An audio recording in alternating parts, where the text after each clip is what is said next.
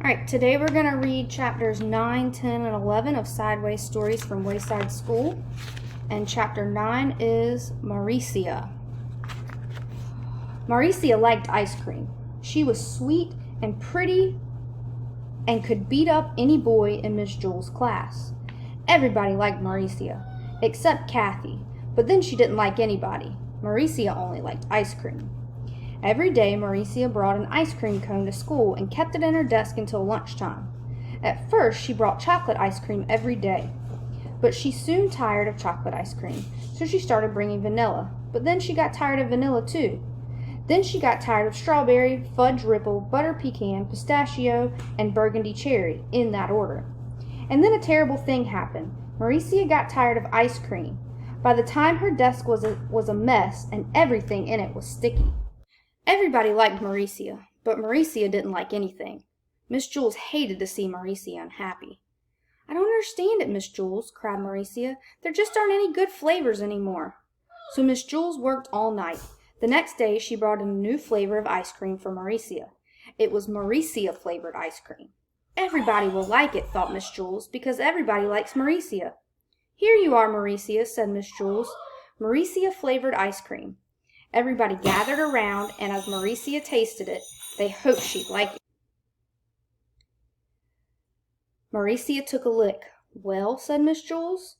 Mauricia took another lick. "Well?" asked the class. "This ice cream has no taste," said Mauricia. "It doesn't taste bad, but it doesn't taste good. It doesn't taste like anything at all." Miss Jules was heartbroken. "Here, let me try it," said Todd. He tasted it. "You're crazy, Mauricia," he said. "This is the best tasting ice cream I've ever eaten. Try some, Dee Dee." It's delicious," said Dee Dee. "It's so sweet and creamy." She passed it around the room. "Oh, it is so good," said Leslie. "I think it tastes terrible," said Kathy. "I don't understand it," said Mauricia. "I don't taste a thing." Miss Jules slapped herself in the face. "Oh, I've made a big mistake, Mauricia. Of course you can't taste anything. It's Mauricia-flavored ice cream. It's the same taste you always taste when you're not tasting anything at all." So the next day, Miss Jules brought in Joe-flavored ice cream. Mauricia liked it. So did everybody else. Joe thought it had no taste. Everybody liked Mauricia. Mauricia only liked Joe. The following day, Miss Jules brought in Ron-flavored ice cream. Ron thought it had no taste, but everybody else loved it. Everybody liked Mauricia. Mauricia only liked Joe and Ron. By the end of the day, Miss Jules had brought in 27 new flavors of ice cream, one for each member of the class. Everybody liked Mauricia, and Mauricia liked everybody. They all tasted so good, all except Kathy, that is. Kathy-flavored ice cream tasted a little bit like old bologna. Everyone still agreed that Mauricia-flavored ice cream was the best, except Mauricia. She liked Todd ice cream the best. This turned out to be a problem. Every once in a while, Mauricia would try to take a bite out of Todd's arm in order to get that very special flavor. Chapter 10, Paul. Paul had the best seat in Miss Jules' class. He sat in the back of the room. It was the seat that was the farthest away from Miss Jules. Miss Jules was teaching the class about fractions. She drew a picture of a pie on the blackboard. She cut the pie into 8 pieces. She explained that each piece was 1/8 of the pie.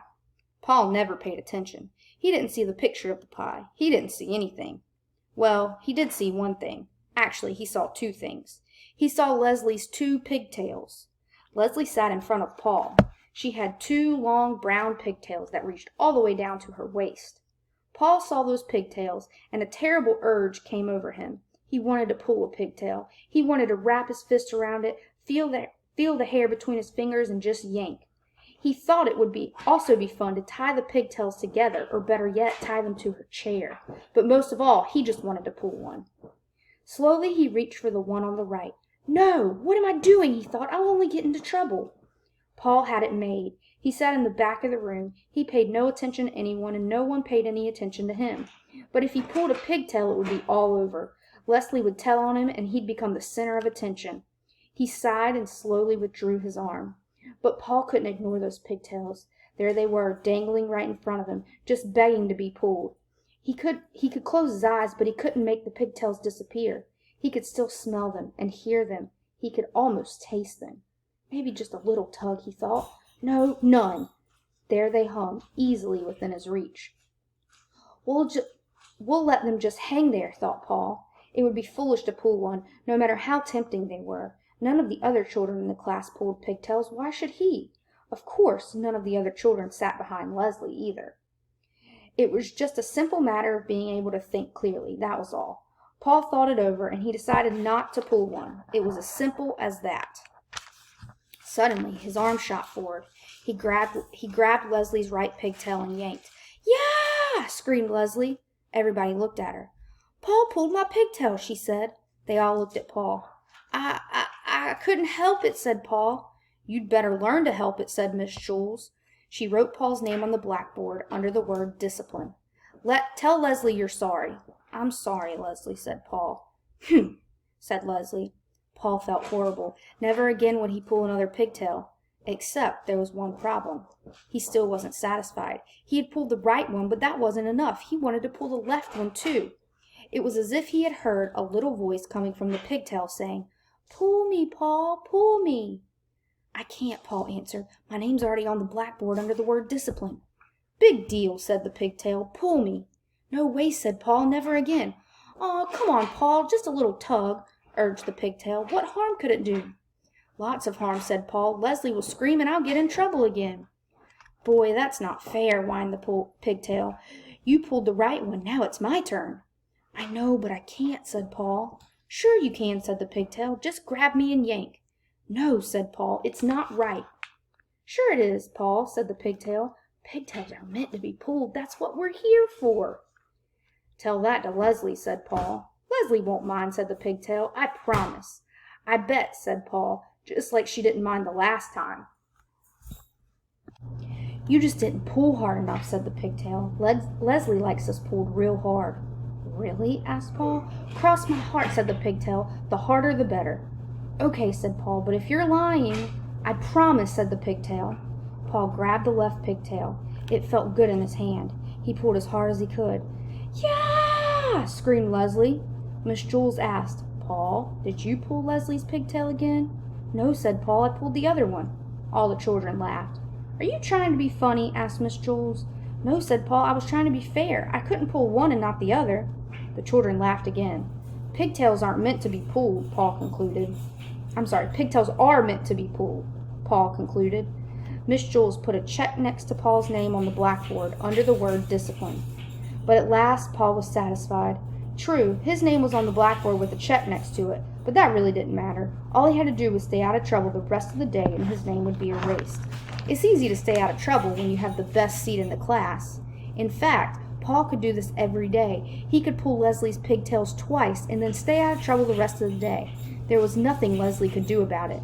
Suddenly, out of nowhere, Leslie screamed, "Yeah!" Miss Jules circled Paul's name and sent him home early on the kindergarten bus. Nobody would believe that he hadn't pulled Leslie's pigtail again. Chapter 11. Dana.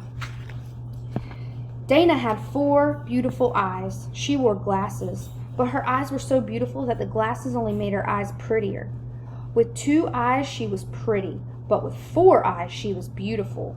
And if she had 100 eyes all over her face and her arms and her feet, why, she would be the most beautiful creature in the world. But poor Dana wasn't covered from head to toe with beautiful eyes. She was covered from head to toe with mosquito bites. Miss Jules picked up her yardstick and said, "Now it's time for arithmetic." "Oh, no, Miss Jules," said Dana. "I can't do arithmetic. I itch all over. I can't concentrate." "But we have all kinds of arithmetic," said Miss Jules. "Addition without carrying, addition with carrying, and carrying without addition." "I don't care," cried Dana. "We have that too," said Miss Jules. "Addition without carrying. Now stop carrying on." Dana whined. "I can't, Miss Jules. I itch too much. And I'm too thirsty," said DJ. "I'm too tired," said Ron. "I'm too hungry," said Terrence. "I'm too stupid," said Todd. Miss Jules hit her desk with her yardstick. Everyone stopped talking. Miss Jules said, "We are going to have arithmetic now, and I don't want to hear another thing about it." "But Miss Jules, I really do itch. I can't do arithmetic," Dana whined. "No," said Miss Jules. "Arithmetic is the best known cure for an itch. How many mosquito bites do you have?" I don't know, said Dana. Over 100. First I try scratching one, but then another one starts to itch. So I scratch that one, and that one stops, and another one starts. So I scratch that one, and the itch moves down to the other one. Then it just goes back to the first one. The itch just never stays in the same place. I just can't scratch them all. What you need is a good, strong dose of arithmetic, said Miss Jules. I'd rather have calamine lotion, said Dana. Remember, Dana, said Miss Jules, mosquito bites itch, not numbers. So what, said Dana. Miss Jules continued. We'll just have to turn your mosquito bites into numbers. I'm a mess, Dana moaned. Miss Jules began to turn the mosquito bites into numbers. How much is 3 mosquito bites plus 3 mosquito bites, she asked. Rondi raised her hand. 6 mosquito bites, she answered. How much is 6 mosquito bites minus 2 mosquito bites, asked Miss Jules. 4 mosquito bites, said DJ. How much is 5 mosquito bites times 2, asked Miss Jules. 10 mosquito bites, said BB. Very good, said Miss Jules. I still itch, Dana complained. I've got one more question, said Miss Jules. How much is 49 mosquito bites plus 75 mosquito bites? Nobody raised a hand. Think, class, said Miss Jules. This is for Dana. Nobody knew the answer. Dana's itch began to get worse and worse. At last, Dana began counting her own mosquito bites. She counted 75 on one side and 49 on the other. Then she added them together for a total of 124 mosquito bites. 124 mosquito bites, Dana called. Very good, said Miss Jules. Dana had 124 mosquito bites, and none of them itched anymore. Well, I'm still thirsty, said DJ. Can arithmetic do anything for that? I'm still tired, said Ron. I'm still hungry, said Terrence. I'm still stupid, said Todd. I'm glad we turned my mosquitoes into numbers instead of letters, said Dana. I could never spell mosquito.